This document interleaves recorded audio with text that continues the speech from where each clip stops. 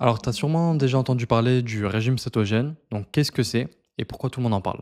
Le régime cétogène, en fait, dis-toi que c'est tout simplement une manière de manger donc, qui va faire en sorte que ton corps va fonctionner plutôt avec du gras qu'avec du sucre. Et une analogie assez simple pour comprendre, c'est qu'en fait, tu peux comparer ton corps à une voiture hybride. D'un côté, tu auras donc le moteur thermique et de l'autre côté, le moteur électrique. Et bah pour toi, c'est pareil. D'un côté, tu peux fonctionner donc avec du sucre, qui est justement 99% des gens fonctionnent avec du sucre, principalement. Et de l'autre côté, fonctionner avec du gras. Donc pour le sucre, ça va vraiment être le glucose qui va te servir de source d'énergie. Et pour le gras, ça va être l'écorce cétonique. L'écorce cétonique, qu'est-ce que c'est? En fait, c'est justement une source d'énergie qui provient directement de ton gras. Donc en fait, tu vas littéralement brûler ton propre gras pour fabriquer ces corps cétoniques. Et c'est une source d'énergie qui est beaucoup, beaucoup plus efficace que justement le glucose. Et du coup, lorsque justement tu vas utiliser ces corps cétoniques pour fonctionner, ton corps va devenir en fait une machine à brûler du gras, littéralement. Et donc tu vas perdre du gras très facilement, très rapidement. Alors pour comparer justement ces 2 sources d'énergie, donc d'un côté le sucre, de l'autre côté le gras, et ben dis-toi qu'en fait, elles ont des réserves d'énergie qui ont strictement rien à voir. Comme je t'ai dit pour le sucre, donc pour une personne lambda, c'est à peu près aux alentours de 1 700 calories. Donc tu as que 1 700 calories comme source d'énergie, justement qui sont à disposition, donc sous forme de réserve. Et de l'autre côté pour le gras, pour une personne lambda, ça va de 90 000 à 100 000 calories. Évidemment, ça dépend à quel point cette personne va avoir du fat, va être grasse. Et justement, à ce sujet, il y a une étude qui a été faite. Je te mets l'étude et je vais essayer de retrouver justement les photos avant-après de la personne. Mais donc cet homme de 27 ans, bah, il a jeûné pendant 1 an et sous contrôle, voilà, avec des médecins, en prenant tout ce qui est vitamines et minéraux juste pour survivre, électrolytes, et cetera. Mais voilà, il a jeûné pendant 1 an. Et donc, finalement, ce qui a pris le relais comme source d'énergie, eh ben, ça a été le gras, les corps cétoniques. Et justement, à la fin de cette étude, eh ben, ils ont prouvé qu'il n'avait aucun problème de santé parce qu'en fait, c'est pas un souci. Tu ne vas pas, comment dire? Tu ne vas pas être affamé, tu ne vas pas, on va dire, te tuer si tu ne manges pas. Parce qu'en fait, tes réserves d'énergie donc vont devenir justement tes réserves de gras vont devenir tes réserves d'énergie et sont tes réserves d'énergie. Et dit comme ça paraît logique, hein, ça paraît évident justement. Mais c'est ça qui change tout. C'est que donc avec le régime cétogène et avec la fabrication et l'utilisation des corps cétoniques, tu vas littéralement brûler du gras très facilement, très rapidement. Et si je te disais qu'il y avait une diète qui est magique? Tu ne vas pas avoir faim. Avec cette diète, tu ne vas pas avoir faim. Tu vas doubler, voire tripler ta testostérone. Tu vas avoir une source d'énergie illimitée. Tu vas, voilà, presque jamais être fatigué. Tu vas pouvoir continuer à soulever lourd. Tu ne vas pas perdre de muscle. Tu vas dormir super bien. Et tu vas tout simplement devenir Superman. Et là, je pense que tu dois rigoler, tu dois te dire: «J'abuse», mais non, c'est réel. Et comme je t'ai dit, donc je vais reprendre ces points un à un. C'est que, premièrement, pourquoi tu auras plus faim? Parce qu'en fait, juste pour t'expliquer le process, c'est qu'à chaque fois que tu vas manger donc des glucides, tu vas donc augmenter en fait la concentration de glucose dans ton sang. Et il faut savoir, c'est que le glucose, c'est mortel. C'est enfin mortel à partir d'une certaine valeur. C'est pour ça que donc les gens qui sont diabétiques s'injectent de l'insuline parce qu'en fait, eux, ils ont des problèmes donc d'insuline. Ils ont du mal à fabriquer de l'insuline ou à tout simplement, absorber l'insuline qu'ils vont sécréter. Donc c'est pour ça qu'ils en injectent beaucoup plus pour retirer en fait tout ce glucose que tu as dans ton sang et aller le placer dans ton muscle et dans ton foie sous forme, de glycogène. Et dès qu'en fait tu as rempli tes stocks de glycogène dans ton muscle et dans ton foie, et bah, tu vas tout simplement stocker ça sous forme de gras. Et donc ça sert à ça l'insuline, ça sert vraiment à éviter que tu meurs et que tu aies trop de glucose dans le sang. Et donc tu vas venir stocker tout ça, comme je t'ai dit, dans ton muscle, dans ton foie et si tu as rempli donc les 2, tu vas stocker ça sous forme de gras. Maintenant, ce qu'il faut comprendre, c'est que si justement tu ne manges pas vraiment de glucides, tu auras pas de pic de glucose, donc pas de pic d'insuline et donc, l'insuline, ce qu'il faut savoir, c'est que comme je t'ai dit, tu vas également, à chaque fois que tu auras un pic d'insuline, en fait, l'insuline est en corrélation avec l'hormone de la satiété et de la faim. Ça s'appelle la leptine. Et donc, je pense que tu as déjà dû t'en rendre compte, c'est que à chaque fois que tu vas manger, donc 2 heures, manger du sucre, principalement 2 heures, 3 heures après, tu vas quand même avoir cette envie de sucre, une petite fringale et ça devient en fait tout simplement un cercle vicieux, mais c'est parce que tu as du sucre dans le sang, donc l'insuline, tu vas virer avec l'insuline, tu vas virer tout ça. Tu vas justement chuter, tu vas avoir une chute de sucre et donc tu vas passer sous forme, tu vas être dans une phase d'hypoglycémie et donc là, vu que tu es justement dans une phase d'hypoglycémie, tu vas, on va dire, avoir faim et donc tu vas vouloir remonter ton glucose et donc tu vas manger quelque chose, et voilà et c'est vraiment comme ça que ça se passe. Maintenant, comme je t'ai dit, vu que tu es en régime cétogène, tu vas pas manger beaucoup de glucides, donc tu auras pas beaucoup de glucose, donc tu auras pas de pic d'insuline et donc tu auras pas justement ces hauts, ces bas, ces hauts, ces bas de ton sucre. Ton sucre va être très stable et donc ton hormone de la leptine et de la faim va être stable et donc justement tu auras pas ces envies de fringales et ces envies de sucre. Maintenant, en plus de ça, donc sachant que comme je t'ai dit, ça va être une diète facile parce que tu auras pas faim. L'un des plus gros avantages, c'est la testostérone. C'est que tu vas doubler, voire tripler ta testo et c'est ce qui m'est arrivé. Je te mets les captures d'écran. Donc j'ai fait, si tu veux, une diète, sèche lambda, hein. De toute façon, ça fait 8 ans que je m'entraîne, j'ai toujours essayé d'être sec, donc j'ai fait plusieurs sèches, mais jamais réussi à être très, très, très, très sec et donc avec les diètes lambda, ce qui se passe, c'est que je pense, comme tu le sais, c'est qu'une diète lambda, une sèche lambda en mode muscu, c'est quoi? C'est riz, poulet, légumes et tout simplement, tu vas essayer, voilà, de garder un maximum de protéines pour pas perdre du muscle. Généralement, c'est autour de 150-200 grammes. Tu vas essayer, vu que tu vas baisser énormément tes calories, tu vas quand même essayer de garder un maximum de glucides pour avoir assez d'énergie à la salle, pour continuer à soulever lourd, pour ne pas perdre de muscle. Et donc en fait, ce qui va prendre un coup, c'est que vu que comme je t'ai dit, tu dois baisser tes calories pour avoir ce déficit calorique, tu vas en fait énormément baisser tes lipides. C'est tes lipides qui prennent un coup.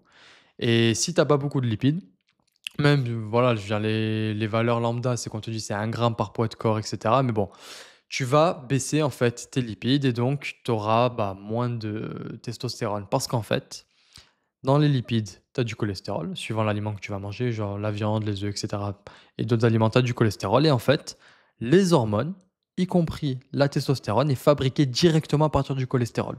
Donc, moins tu auras de lipides, moins tu auras de cholestérol et moins tu auras de testostérone. Et c'est pour ça que généralement, les gens n'arrivent pas, voilà, à garder une sèche plus de 3 mois, 4 mois parce qu'en fait, tu vas baisser ta testo, mais c'est malheureusement, c'est presque une obligation, hein. Et si tu vas justement avoir ta testo qui baisse, tu auras moins d'énergie, tu vas être moins motivé, tu vas perdre également du muscle, tu auras moins de force, tu auras moins de motivation, tu vas te dégoûter de la vie, tu auras moins de libido, et en fait, c'est tout simplement tu vas devenir en fait, c'est simple, hein, si tu pas beaucoup de testo, tu vas devenir une merde et un légume, voilà, on va dire, tu vas devenir un légume. Et c'est ça le problème. C'est pour ça que les gens qui sont secs à l'année, c'est soit, bah, ils ont une génétique de psychopathe, soit ils sont chargés, soit ils sont entre guillemets «en cétogène». Et l'avantage, comme je t'ai dit avec le régime cétogène, c'est que vu qu'en fait tu vas énormément manger de lipides, parce que c'est tout simplement le principe, hein, tu vas pas beaucoup manger de glucides, donc tu vas manger plus de protéines et plus de lipides, et ben en fait tu auras beaucoup plus de cholestérol et donc beaucoup plus de testostérone. Et c'est justement les prises de sang que j'ai faites. Donc pendant et à la fin d'une sèche lambda, et sur la capture d'écran, tu peux voir c'est 3,33 il me semble et après j'en ai fait 2 autres. Une, 6 mois, voilà, de toute façon il y a les dates, hein. Une j'étais à 680 et ensuite 790 et tout ça en fait c'était pendant cette période où, bah, j'apprenais, je découvrais, je faisais les tests sur mon corps. Mais ma testo, voilà, a doublé voire triplé tout en sachant que j'étais toujours en sèche. C'est pas une fois je suis en sèche, une fois je suis en prise de masse et là oui, on pourrait se dire: «OK, vu que tu as beaucoup plus de calories et cetera». Non, non, non, non, non. Tout le temps était en sèche et c'est ça le plus grand point positif, c'est que donc, peu importe la durée de ta sèche, peu importe à quel point tu vas être plus ou moins bon après je pense que si tu es à 4 c'est pas très voilà, c'est pas très bon pour la santé, mais ça c'est pareil, c'est à voir. Mais en tout cas, notre niveau, voilà, moi de ce que j'ai découvert, c'était l'année dernière, j'étais à peu près à 8. C'est que à ce niveau-là, bah, tu fonctionnes très bien. Tu as de l'énergie, tu soulèves lourd, et tout ça, c'est parce que tes hormones, en fait, sont au top. Tes hormones sont au top et c'est ça le plus important Et c'est ça pour moi le plus gros point positif avec le régime cétogène. Ensuite, c'est que pareil, j'en ai pas parlé au préalable, mais j'ai découvert le régime cétogène par rapport à l'acné. Ça a vraiment été l'acné qui a fait que j'ai découvert cette diète. Parce que initialement, voilà, j'avais quelques boutons, j'en avais pas énormément, mais quelques-uns, et ça me faisait chier. J'avais tout essayé, et en fait, je me suis rendu compte que, en regardant des études sur internet, c'est que ça pouvait probablement venir justement des glucides. Parce que si tu veux, à cause des glucides, en fait, comme je t'ai dit, pic de glucose, pic d'insuline, et en fait, l'insuline va avoir un effet, c'est que tu vas avoir une inflammation de tes glandes sébacées. Une inflammation de tes glandes sébacées qui produisent du sébum. Et si tu as une inflammation de tes glandes sébacées, tu vas produire beaucoup plus de sébum. Et donc, si tu as beaucoup plus de sébum sur la gueule, tu vas avoir une prolifération des bactéries. Et donc, tu vas favoriser l'acné. Et bah, au bout de 1 à 2, 3 semaines, je me suis rendu compte qu'en fait, l'un des effets secondaires de la diète cétogène, c'était que tu perdais très rapidement, très facilement. Mais de base, comme je t'ai dit, j'ai juste commencé cette diète pour l'acné. Et au bout de 3 4 jours, tu vois déjà que tu as beaucoup moins de boutons. Et même le bouton que tu avais commence à disparaître. Et sur ça, honnêtement, c'est vraiment magique parce que j'ai tout essayé et il n'y avait rien qui marchait pour l'acné. OK, après avoir expliqué donc les points positifs du régime cétogène, bah, finalement, comment ça fonctionne? C'est quoi les principes clés et c'est quoi les règles? Et bah, c'est très simple, le régime cétogène, en fait, le principe fondamental, c'est que tu dois pas beaucoup, tu dois limiter au maximum ta consommation de glucides. Et ça dépend un peu de chaque personne. D'une manière générale, c'est à peu près 5 de tes calories et donc de 1, 5 de tes calories max. De 2, max 50 grammes de glucides, peu importe tes calories. Mais en réalité, la règle d'or, et c'est ce que j'ai découvert pour moi, c'est qu'en fait, bah, ça dépend. Ça dépend de chaque personne, ça dépend de tes sensibilités, ça dépend de ton corps. Et c'est pour ça que c'est super important, en fait, de mesurer justement ton taux de glucose dans le sang. Et tout ça pourquoi? Parce qu'en fait, faire un régime cétogène, ça signifie quoi? Ça signifie que tu vas rentrer en cétose. C'est ça en fait le plus important. Et c'est comme ça que tu auras tous les avantages que j'ai évoqués précédemment. Parce que si tu n'es pas en cétose, tu n'auras pas tous ces avantages-là. Et être en cétose, ça signifie quoi? Ça signifie en fait avoir une valeur de corps cétonique supérieure à 0,5 millimol par litre. Dès que tu es au minimum à cette valeur-là, tu peux être considéré en cétose. Et comme je t'ai dit, pour rentrer en cétose, eh ben, faut diminuer au maximum tes glucides. Parce qu'en fait, si tu veux, les glucides et les corps cétoniques, c'est vraiment en corrélation. Moins tu auras de glucides, plus tu auras de corps cétoniques. Et en fait, c'est logique parce que ton corps a besoin d'une source d'énergie pour survivre. Si il n'a pas de glucides, il a besoin d'une source d'énergie, ça va être les corps cétoniques. Et donc, il va commencer à fabriquer ces corps cétoniques.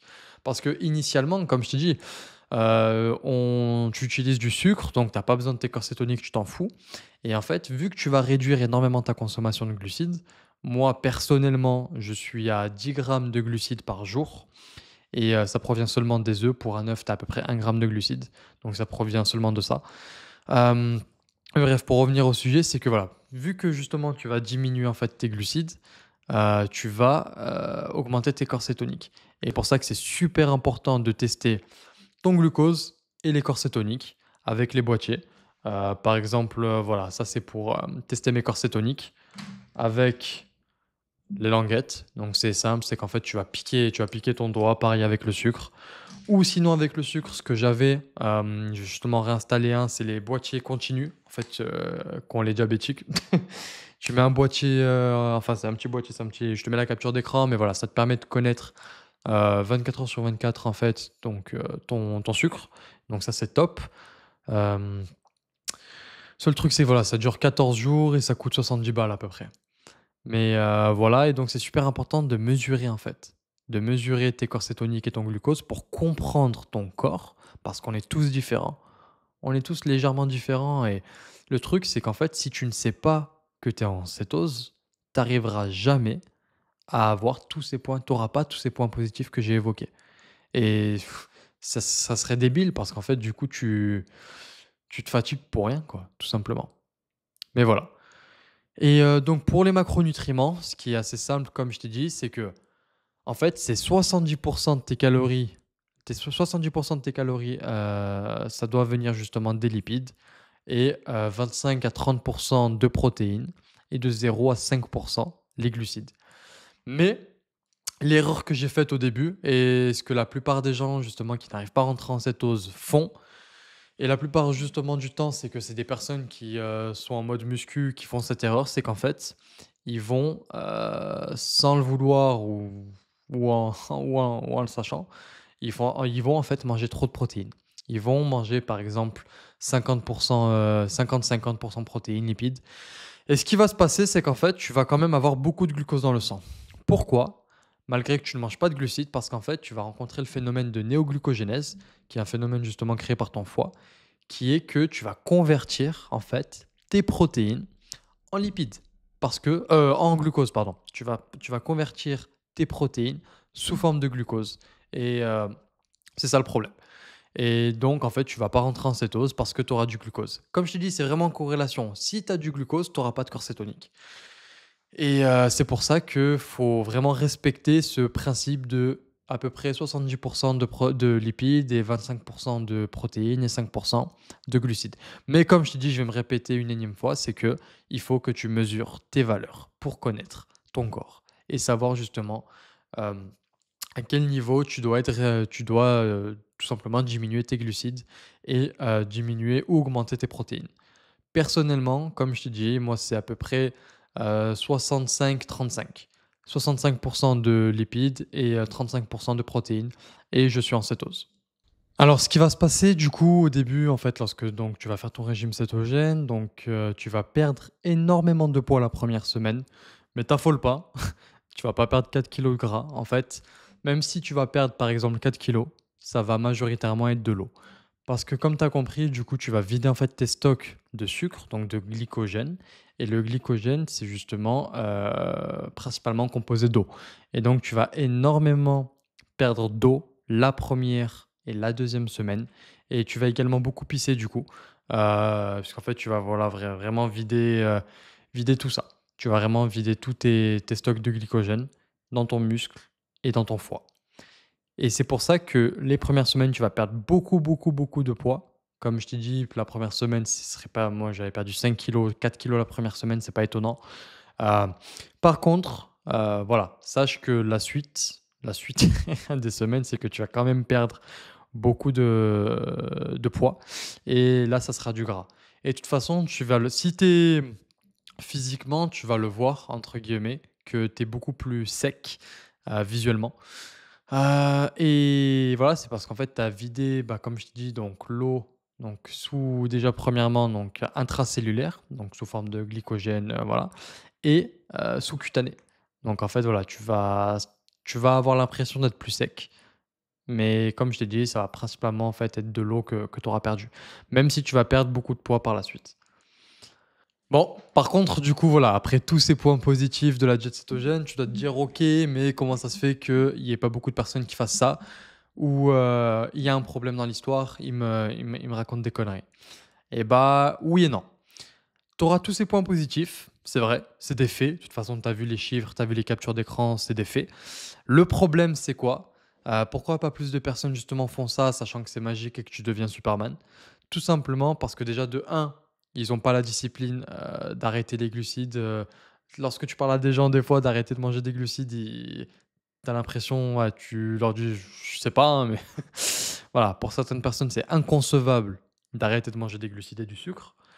Et en fait, si tu veux, la raison principale, donc sans parler de ça, c'est qu'en fait, la transition est dure. La transition est très, très dure. C'est très galère.